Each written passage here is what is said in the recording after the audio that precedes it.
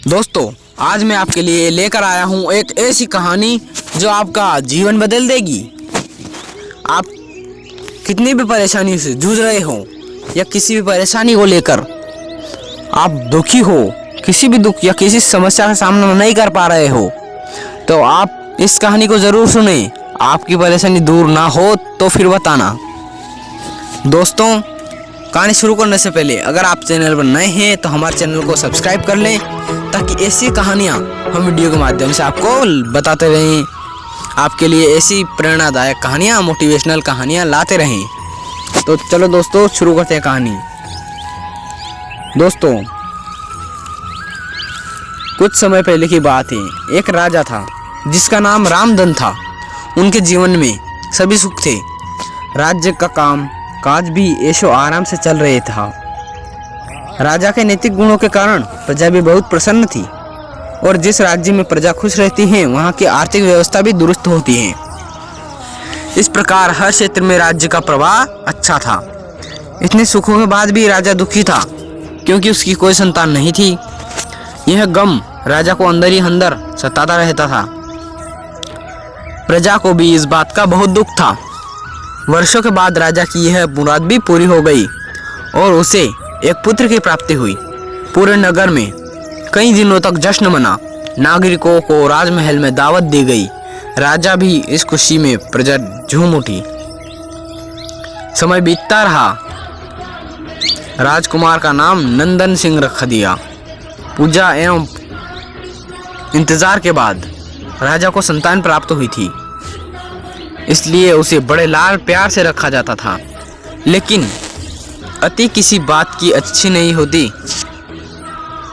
अधिक लाड़ ने नंदन सिंह को बहुत बिगाड़ दिया था। बचपन में तो नंदन की सभी बातें दिल को लुभाती थी, पर बड़े होते होते यही बातें बदतमीजी लगने लगी। नंदन बहुत ज़्यादा जिद्दी हो गया था। उसके मन में अहंकार आ गया था। वो चाहता था कि प्रजा सदैव उसकी जयकार करें, उसकी प्रशंसा करें। उसकी बात ना सुनने पर वो कोलाहल मचा देता था। बेचारे सैनिकों को वो पैर की जूती ही समझता था। आए दिन उसका प्रकोप प्रजा पर उतरने लगा था। वो खुद को भगवान के समान पूजता देखना चाहता था। आयु तो बहुत कम थी, लेकिन अहम कई गुना बढ़ चुका था। नंदन के इस व्यवहार से सभी बहुत दुखी हुए थे। प्रजा आए दिन दरबार में नंदन की शिकायत लेकर आती थी, जिसके कारण राजा का सिर लज्जा से झुक जाता था। यह एक गंभीर विषय का बन चुका था। एक दिन राजा ने सभी खास दरबारियों एवं मंत्रियों की सभा बुलवाई और उनसे अपने दिल की बात कही कि वे राजकुमार के इस व्यवहार से अत्यंत दुखी हैं। राजकुमार इस राज्य का भविष्य है। अगर उनका व्यवहार यही रहा तो राज्य की खुशहाली चंद दिनों के रह जाएगी। दरबारी राजा को सांत्वना देते हैं और कहते हैं कि आप हिम्मत रखें, वरना प्रजा निसहाय हो जाएगी।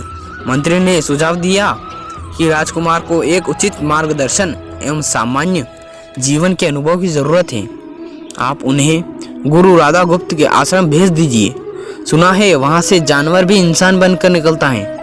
यह बात राजा को पसंद आई और उसने नंदन को गुरुजी के आश्रम भेजा। अगले दिन राजा अपने पुत्र के साथ गुरुजी के आश्रम पहुँचे। राजा ने गुरु राधा गुप्त के साथ अकेले में बात की और नंदन के विषय में सारी बातें कही। गुरुजी ने राजा को आश्वस्त किया कि वे जब अपने पुत्र से मिलेंगे तब उन्हें गर्व महसूस होगा। गुरुजी के ऐसे शब्द सुनकर राजा को शांति महसूस हुई और वे सहर्ष अपने पुत्र को आश्रम में छोड़कर राजमहल लौट गए। अगले दिन सुबह गुरु के खास चेले द्वारा नंदन को भिक्षा मांगकर खाने को कहा गया, जिसे सुनकर नंदन ने साफ इनकार कर दिया। चेले ने उसे कह दिया कि अगर पेट भरना है तो भिक्षा मांगनी होगी, और भिक्षा का समय शाम तक ही है, अन्यथा भूखा रहना पड़ेगा। नंदन ने अपनी अकड़ में चेले की बात नहीं मानी और शाम होते होते उसे भूख लगने लगी, लेकिन उसे खाने को नहीं मिला। दूसरे दिन उसने भिक्षा मांगना शुरू किया।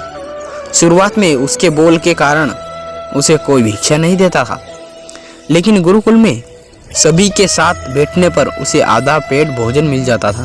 धीरे धीरे उससे मीठे बोल का महत्व समझ आने लगा और करीब 1 महीने बाद नंदन को पेट भर भोजन मिला, जिसके बाद उसके व्यवहार में बहुत से परिवर्तन आए। इसी तरह गुरुकुल के सभी नियमों ने राजकुमार में बहुत से परिवर्तन किए, जिसे राधा गुप्ता जी भी समझ रहे थे। एक दिन राधा गुप्ता जी ने नंदन को अपने साथ सुबह सवेरे सैर पर चलने कहा। दोनों सैर पर निकल गए। रास्ते पर बहुत बातें की। गुरुजी ने नंदन से कहा कि तुम बहुत बुद्धिमान हो और तुमसे बहुत अधिक ऊर्जा है और तुममें बहुत अधिक ऊर्जा है, जिसका तुम्हें सही दिशा में उपयोग करना चाहिए। दोनों चलते चलते एक सुंदर बाग में पहुंच गए, जहां बहुत सुंदर सुंदर फूल थे, जिनसे बाग महक रहा था। गुरुजी ने नंदन को बाग से पूजा के लिए गुलाब के फूल तोड़ने कहा। नंदन झट से सुंदर सुंदर गुलाब तोड़ लाया और अपने गुरु के सामने रख दिए। अब गुरुजी ने उसे नीम के पत्ते तोड़कर लाने को कहा। नंदन वो भी ले आया। अब गुरुजी ने उसे एक गुलाब सूंघने दिया और कहा, बताओ इस कैसा लगता है। नंदन ने गुलाब सूंघा और गुलाब की बहुत तारीफ की। फिर गुरुजी ने उसे नीम के पत्ते चक्कर उसके बारे में कहने को कहा। जैसे ही नंदन ने नीम के पत्ते खाए, उसका मुंह कड़वा हो गया और उसने उसकी बहुत निंदा की और जतर कतर पीने का पानी ढूंढने लगा। नंदन की यह दशा देख गुरुजी मुस्कुरा रहे थे। पानी पीने के बाद नंदन को राहत मिली। फिर उसने गुरुजी से हंसने का कारण पूछा। तब गुरुजी ने उससे कहा कि जब तुमने गुलाब का फूल सूंघा तो तुम्हें उसकी खुशबू बहुत अच्छी लगी और तुमने बहुत तारीफ की, लेकिन जब तुमने नीम की पत्तियां खाई तो तुम्हें वो कड़वी लगी और तुमने उसे थूक दिया और उसकी निंदा भी की। गुरुजी से नंदन को समझाया। गुरुजी ने नंदन को समझाया, जिस प्रकार तुम्हें जो अच्छा लगता है तुम उसकी तारीफ करते हो, उसी प्रकार प्रजा भी जिसमें गुण होते हैं उसकी प्रशंसा करती हैं। अगर तुम उनके साथ दुर्व्यवहार नहीं करोगे, अगर तुम उनके साथ दुर्व्यवहार करोगे और उनसे प्रशंसा की उम्मीद करोगे तो वे यह कभी दिल से नहीं कर पाएंगे। इस प्रकार जहाँ गुण होते हैं वहीं प्रशंसा होती है। नंदन को सभी बातें विस्तार से समझ आ रही थी और वो अपने महल लौट जाता है।